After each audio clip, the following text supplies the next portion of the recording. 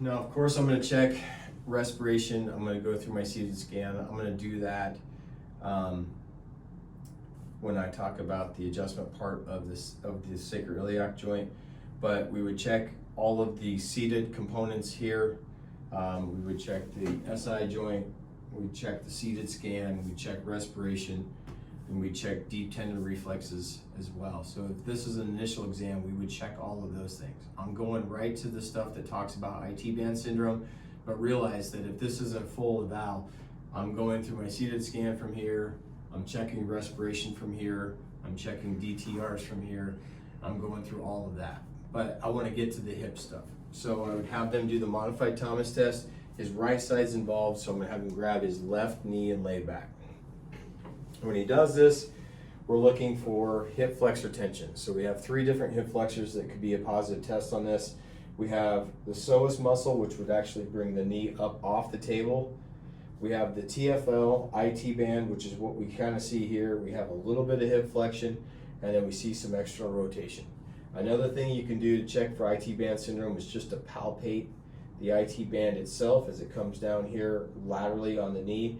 You can just feel for tension. He's got some tension here. He also has a very positive rectus femoris test here. So the knee should be at 90 and 90 is what we're looking at. Hip at 90, knee at 90. We see a rect fem presentation here, but the IT band, the TFL tightness can also give us some of this. So I would treat the TFL IT band first because it's your most common finding with the modified Thomas test, and then go back and retest and see if it changes the knee flexion. If it doesn't, then you know you have some rectus femoris tightness. From here, I'd have him actually slide up to the head of the table. And now I do my palpation, so you can kind of come over here so you can kind of see this. I palpate the foot and ankle first, so I'm going to grab the midfoot. I'm going to put my thumbs over top of the midfoot. So I'm going to put my thumbs over top of basically from the navicular all the way to the cuboid. I'm going to dorsiflex, I'm going to challenge. I'm going to see if I can open up those spaces. So I'm here, I'm on the navicular cuneiforms. I dorsiflex, I just feel for that motion. I should just feel an opening underneath my fingers. If I don't, then I challenge joint play to see if I can force that movement. If I can't, then I know I'm dealing with a restriction. And I just work my way all the way across the midfoot. I'm using the hypothenar pad in this case because it covers more surface area, and I challenge the midfoot. From here, I would also challenge the subtalar joint. So I take it across and I challenge subtalar joint to see if I have calcaneal eversion, which is our main shock absorbing mechanism. So we need to see if they can evert the calcaneus, which is what allows us to get the knee over the toes, which allows us to control the hip eccentrically through the glute med, glute max. If we don't have these capabilities, if we can't dorsiflex, and if we can't evert the subtalar joint, then the hip and the eccentric capabilities of the glute med, glute max are put at a mechanical disadvantage, and they can't actually activate the way they're supposed to. If we can't get into almost like a lunge position, then we can't turn on the right muscles in the hip. And a big part of that is joint motion. That's something that doesn't get talked about a lot.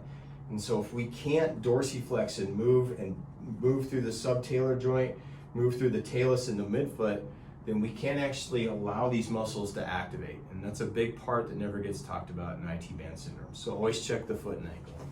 So we dorsiflex, challenge, and then we challenge this way. Another way we could do that is just to shear the joints of the foot and ankle. So again, I'm just moving through this midfoot. I'm just challenging to see if we have motion at all. The best way to palpate the subtalar joint is probably seated, so we bring the foot and ankle around so that his knee is kind of coming across my belt. I stabilize the talus, so I'm going to stabilize everything that's not subtalar joint, and then I just try to shear and push the calcaneus off of the talus. I'm shearing it straight down like I'm sawing his foot off here. Stabilize firmly, challenge down towards the floor to try to see if we can get that. You could also do it with your thumbs. It's harder because we can cover more surface area with our hands and shear to see if we have good subtalar motion.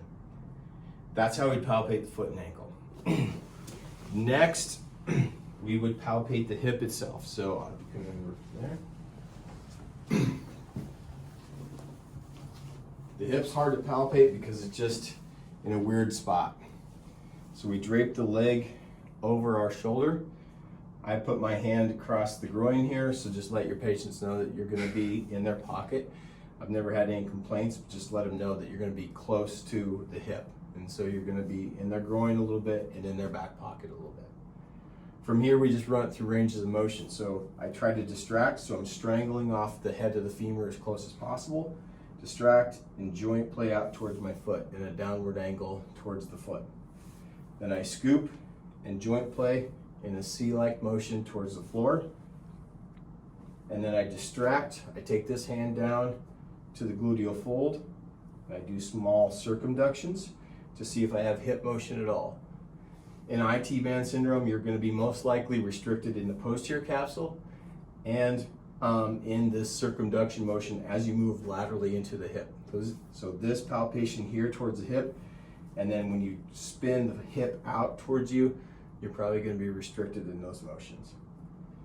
The last one is a shot put-like motion towards the ceiling. It's the best way to get to the end range of this joint, which is where all the palpation magic happens, is we shot put this up and we try to palpate into the anterior hip capsule. So we're shooting straight up towards the ceiling with this, and we palpate straight up.